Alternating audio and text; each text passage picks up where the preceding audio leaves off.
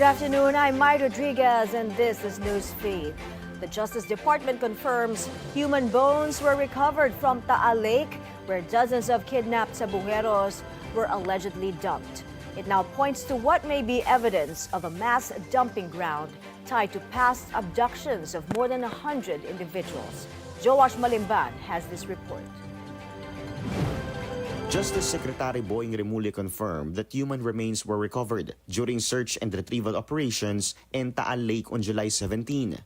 According to Remulla, 4 sacks were retrieved from a specific location in the lake, a site identified by sources including whistleblower Julie Dondon Patidongan.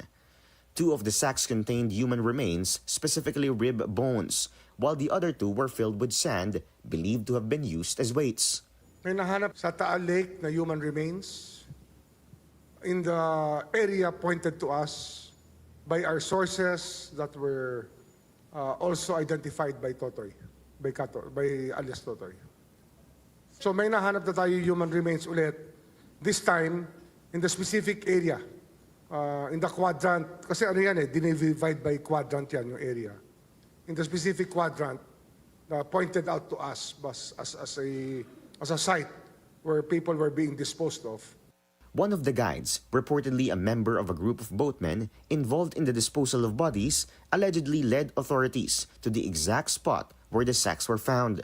Meanwhile, the 3 human remains exhumed a day earlier in Laurel, Batangas are now undergoing DNA cross-matching and forensic examination.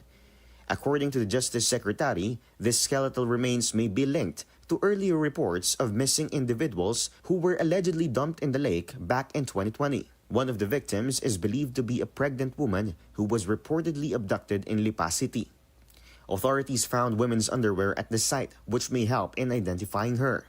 Another body was partially identified based on a basketball uniform, which matched the description provided by a witness. Remulla said the 3 skeletal remains were buried back in 2020 by police officers after they went unclaimed. Investigators are now looking into whether these cases are part of a larger pool of more than 100 individuals who were allegedly abducted and dumped in Taal Lake, as claimed by Patidongan. Authorities are also exploring a possible connection to drug war killings, as there are indications that rogue law enforcers may have been involved in executing the victims. Joash Malimban, Billionaire News Channel.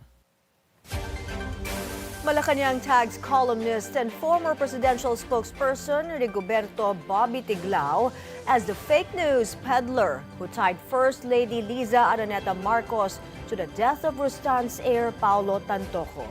The palace says the police report posted by Tiglao is doctored. The supposed report names the First Lady as one of Tantoco's companions, summoned for questioning by police in Los Angeles. With reference to Mr. Tiglao's post on the screenshot of a purported report surrounding the circumstances of the death of Mr. Paulo Tantoco in Los Angeles, the Philippine Consulate in Los Angeles had verified with the Beverly Hills Police Department on the veracity of the alleged report and found that the police report posted by Mr. Tiglao was altered. Tiglao maintains that Mrs. Marcos's whereabouts during Tantoco's death should still be investigated. He said he will write a column in response to Malakanyang's statement. Alcatraz back in the spotlight as U.S. President Donald Trump wants the infamous prison reopened. This as U.S. Attorney General Pam Bondi visited the San Francisco Bay facility on Thursday.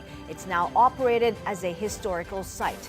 Trump has said he wants Alcatraz to once again house violent criminals.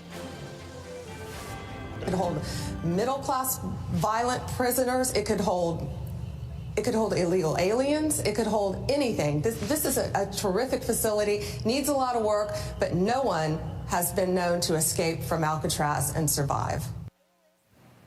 Alcatraz is one of San Francisco's most popular tourist destinations. The federal prison had housed notorious criminals like Al Capone before it closed in 1963. Motorists better gas up now as oil prices are expected to go up again next week. Based on a 4-day trading, the cost of gasoline, diesel, and kerosene may rise by 50 centavos per liter. The expected hike is driven by strong fuel demand and impacts from new U.S. tariffs. Get ready for the epic series finale of Stranger Things. Netflix has dropped the teaser for the 5th and final season of the science fiction horror series. It shows the gang back together again with newcomer Linda Hamilton, best known for her work in the Terminator movies. Stranger Things Season 5 will be released in 3 parts, with the first volume set to premiere on November 27 and the second on December 26, and the finale on January 1st. And those are the news this hour. I'm Mai Rodriguez. Stay with the Billionaire News Channel. Good afternoon.